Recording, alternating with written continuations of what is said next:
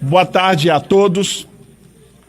Inicialmente, nós gostaríamos de esclarecer que o presidente Bolsonaro está no recinto da Câmara dos Deputados, participou de toda a reunião conosco e gostaria muito de falar a toda a imprensa nacional.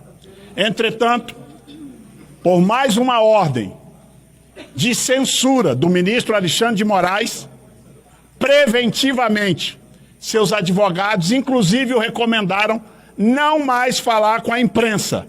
Este é o Brasil e a democracia relativa que nós estamos vivendo.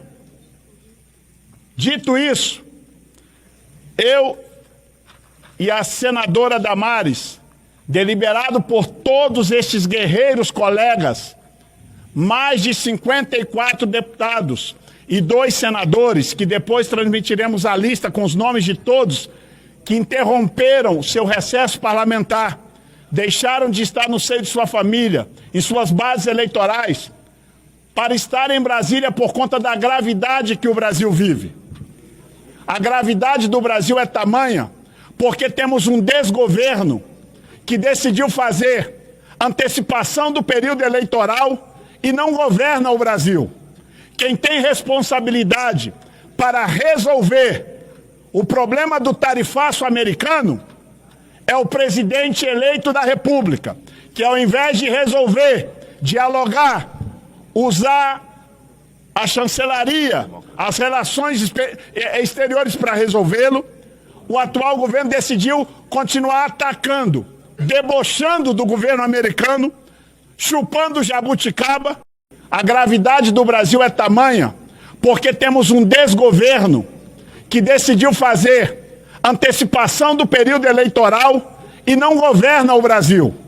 Quem tem responsabilidade para resolver o problema do tarifaço americano é o presidente eleito da República, que ao invés de resolver, dialogar, usar a chancelaria, as relações exteriores para resolvê-lo, o atual governo decidiu continuar atacando, debochando do governo americano, chupando jabuticaba, que já não é mais presidente do Brasil, que a responsabilidade aqui é única de todas essas sanções que estão vindo, são dos abusos do ministro Alexandre de Moraes e do desgoverno do atual mandatário da República.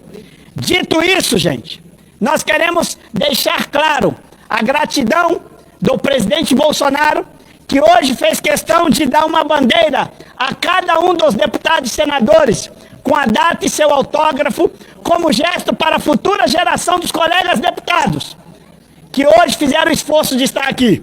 Nós, deputados e senadores, também demos ao presidente Bolsonaro uma bandeira para marcar esse dia histórico, o dia de um homem honrado, decente, se apresentar para nós com uma tornozeleira no seu pé e o pior, um pai.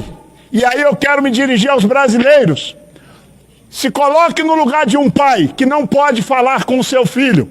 Ora, isso nem na Inquisição existe, nem aos traficantes, nem aos estupradores do Brasil lhes são cerceado o direito de um pai falar com o filho.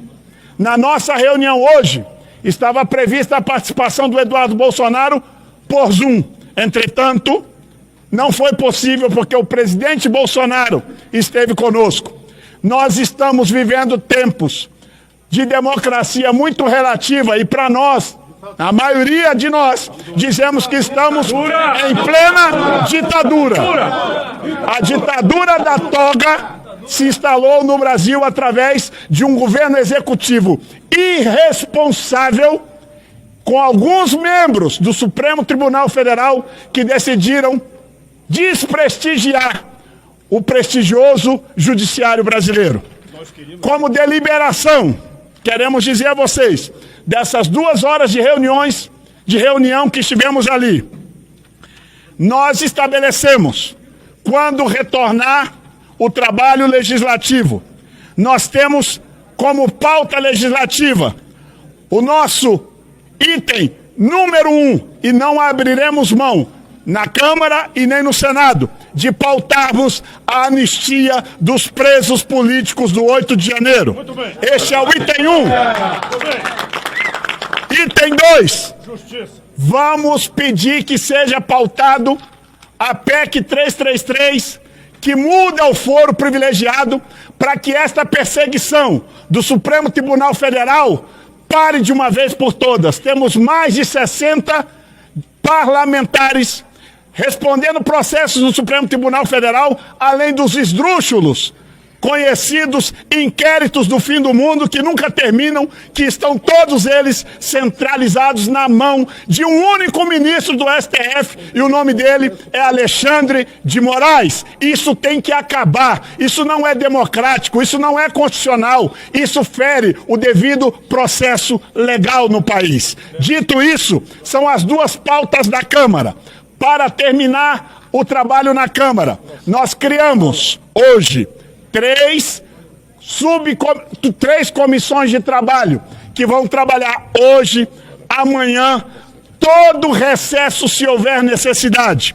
Quais são essas comissões? Uma comissão que vai alinhar entre todos os parlamentares da oposição a nossa comunicação. Comissão essa que será liderada pelo deputado Gustavo Gayer. Nós teremos uma segunda comissão que vai trabalhar mobilizações internas na Câmara e no Senado para que as nossas pautas finalmente sejam respeitadas por ambos os presidentes das casas e que a gente possa votar. Esta comissão será organizada e liderada pelo deputado Cabo Gilberto. A última comissão é uma comissão de mobilização nacional. Esta comissão, porque nós vamos dar voz ao presidente Bolsonaro. Tudo isso, essas decisões de censura ao presidente, é pensando que ele vai ficar isolado e sem voz. A partir de agora, nós teremos estratégias de comunicação e daremos voz ao presidente Bolsonaro mais do que nunca, porque o presidente Bolsonaro não só tem um exército de parlamentares, mas tem milhões de pessoas nas ruas que darão a ele a voz que o Supremo Tribunal Federal decidiu censurá-lo. Por último, digo que esta comissão também criada, nós vamos buscar todos os mecanismos legislativos para tirar o Brasil da ditadura da toga. Dito isso, passo a palavra à senadora Damares e senador Magno Malta, que vão dividir o tempo aqui. Quem vai coordenar a última comissão é o deputado Zé Trovão e Rodolfo Nogueira, porque eles entendem das mobilizações do agro e dos caminhoneiros. Senhores, eu vou dividir a minha fala com o senador Magno Malta. Decidimos que a pauta do Senado será o impeachment do senhor ministro do Supremo Tribunal, Alexandre de Moraes. Será a pauta que a oposição vai trabalhar nos próximos dias. Foi por culpa dele que nós estamos sendo tarifados. Todas as decisões dele já estão comprovadas que violaram direitos humanos.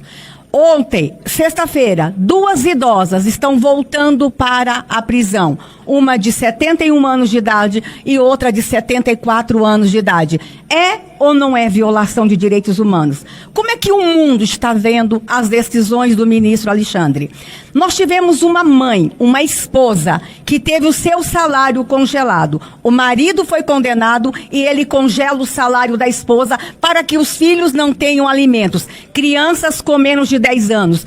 É ou não é violação de direitos humanos? O Senado entende que as decisões do ministro Alexandre provocaram perplexidade em todo o mundo. O mundo inteiro está olhando que está havendo uma violação de direitos humanos jamais visto na história do Brasil na última república. Então o Senado decide que a pauta única da oposição será a votação imediata do impeachment do ministro Alexandre de Moraes, para que assim possamos salvar a economia do Brasil e para que a nação possa ter aí um sossego nos próximos anos. Por quê? A culpa de tudo, com certeza, é Alexandre de Moraes e presidente Lula. Desde o meu primeiro mandato, Eu denunciava aquilo que chamava de ativismo judicial. Eles se calaram, se omitiram.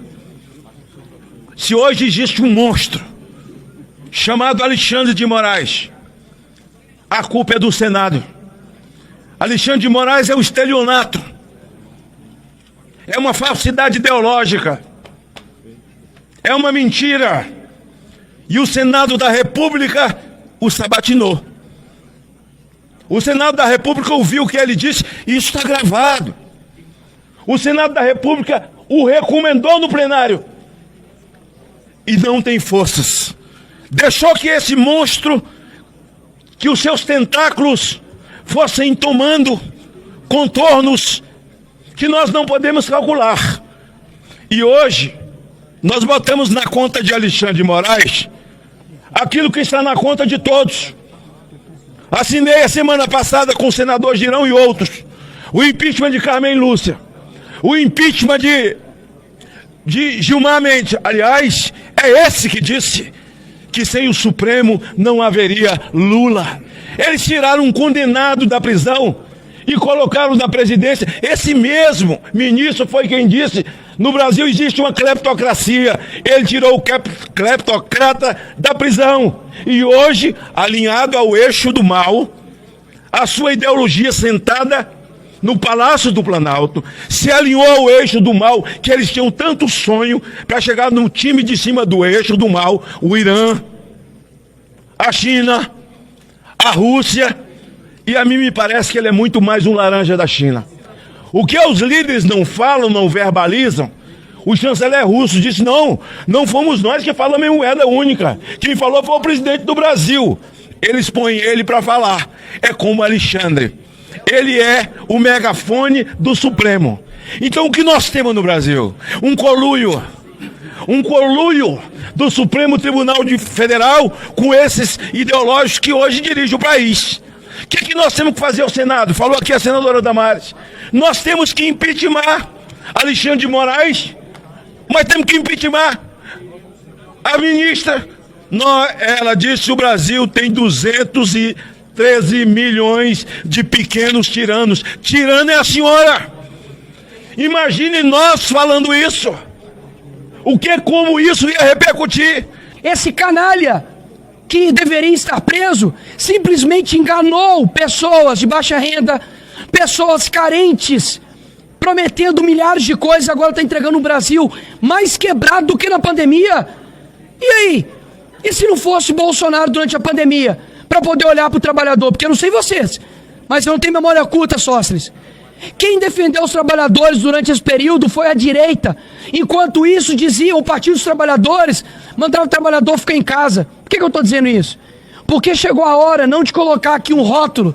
Eles estão aqui defendendo somente o Bolsonaro ou a direita. Não, nós estamos defendendo até você, jornalista de esquerda. Porque eu estou defendendo até a liberdade de você ser um idiota. Não tem problema, ser idiota nesse Brasil não é crime. Se fosse crime, a Dilma teria pegado prisão perpétua. Agora, o que nós estamos defendendo aqui? Que você, cidadão brasileiro, possa ter um país digno, o que nós não estamos tendo agora. Hoje, não só o Brasil, mas o mundo vê a tirania que se instalou no nosso país.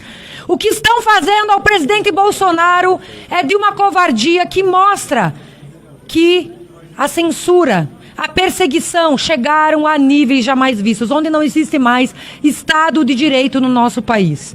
O que acontece hoje, o povo brasileiro, ao Brasil, é culpa do Lula pela sua política econômica desastrosa e culpa também do Alexandre de Moraes por violar os direitos humanos não só dos brasileiros, mas também de americanos e empresas americanas. Não se deixem enganar por essas narrativas mentirosas da esquerda a respeito disso.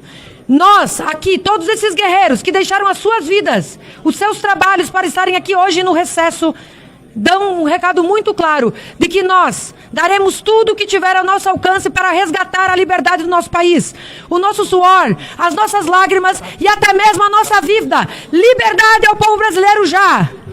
Perguntas. Você perguntou sobre Eduardo, já vou te responder. Tá.